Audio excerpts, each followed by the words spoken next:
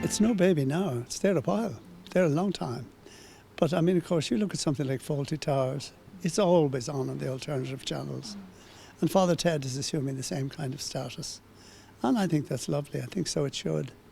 The writers are rewarded for what they've done. Father Ted is very well covered and very subtle.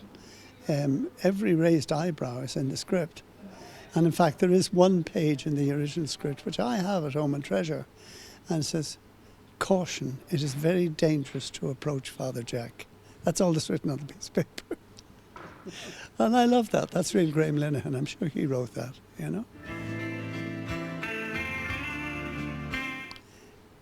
The thing about Father Ted is you couldn't accuse the boys who wrote it of doing something highly irreverent. It's not like, you know, the recent horrible situation in France with the extreme Islamites, you know. It's just, it's respectful and funny.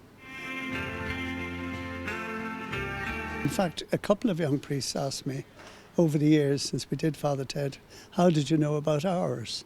Because the way the church has gone with its recruitment and the drop in recruitment, you'll find very young men taking care of very old men. And for that reason, I had that question asked, how did you know about ours? They had one at home. He mightn't have been as eccentric or mad as Father Jack. But so it's not without foundation in reality.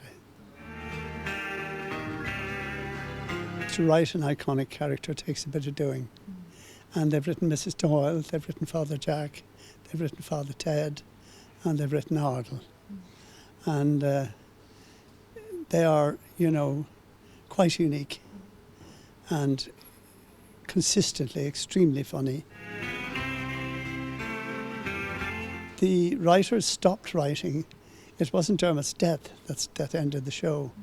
They had decided to make that their last episode because they felt that people were so engrossed in it that they'd almost start writing their own.